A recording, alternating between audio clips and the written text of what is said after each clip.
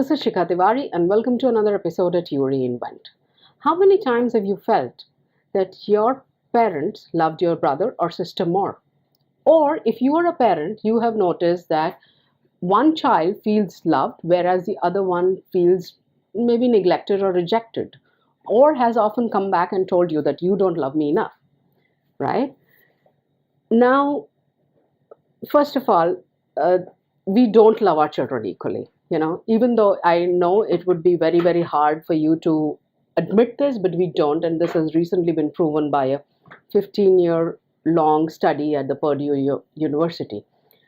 But to make this whole thing worse, the problem is that our children don't receive our love equally too.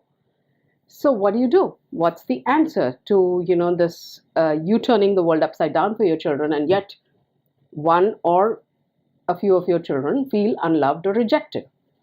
The answer lies in understanding the child's love language. Now, this is a concept which was proposed by Dr. Gary Chapman. He's done a lot of work when it comes to relationships. And he says there are basically 5 different love languages: physical touch, words of affirmation, meaningful gifts, acts of service, and spending quality time. Now, physical touch is very simple to understand, lots of hugs and kisses, high fives and pats on the back, and so on and so forth. Words of affirmation, we think we kind of, send out, say words of affirmation to our children, but it has to be very, very specific when it comes to, saying those words which are actually received in that manner with your child. So it's not simply like, hey, you did a good job. You did a good job at X, or you were very creative doing XYZ, or you were very kind when you helped that person. So be very specific in saying out those words of affirmation. Spending quality time, again, simple to understand. Meaningful gifts, simple to understand, but it becomes a little tricky when it comes to older kids, in their teens. The last is acts of service. Now, acts of service basically means you doing things for your child. And I believe that mothers, especially mothers in India, and I can say that because I am here in India, so it's easier to kind of refer to the subcontinent.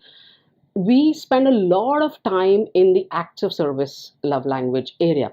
Whereas if your child's love language is words of affirmation, and you've been cooking and cleaning up for him and doing things for him, packing his bag and making sure that everything is all right, it will still not be received as love, right? Whereas you're breaking your back trying to make things work for your child.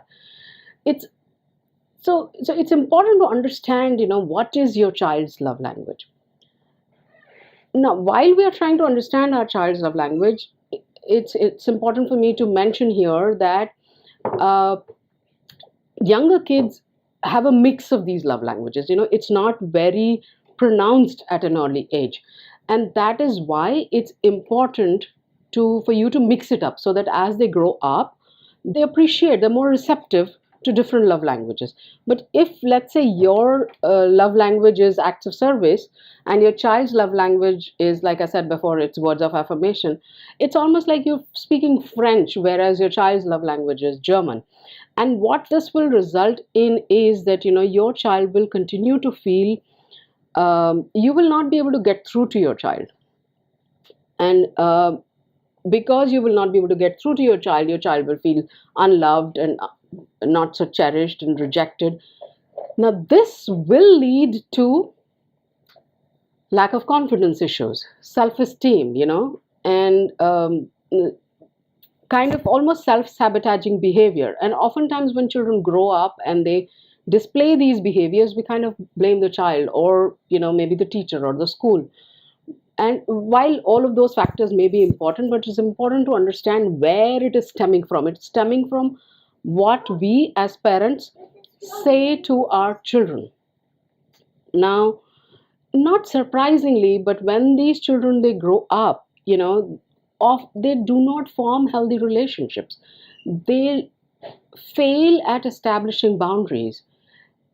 Worse, they actually thrive in toxic relationships. They will engage in toxic relationships because they don't believe that they deserve better.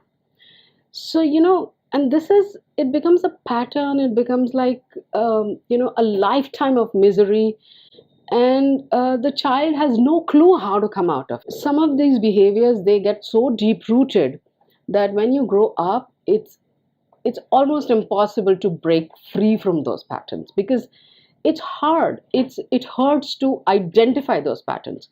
So I don't want to get very deep into this, but what I'm trying to say is that it's important for you to identify your child's love language. And actually, it applies to all relationships. But like I said, if you're a parent, understanding that love language of your child has very long-lasting impacts. Now, before I end, the next obvious question I'm sure in your head is that how do you identify your child's love language? Well, you can head over to this link that I'm sharing, and I will share it in the comments section in the video also. But a very simple trick is to kind of focus on how your child is giving or sharing love with you, and if you kind of become a little bit more mindful about that, you will get a clue into what your child expects from you, right? And if you start speaking that language, you will see that it does wonders to your relationship. Not just your relationship, their relationship with other people.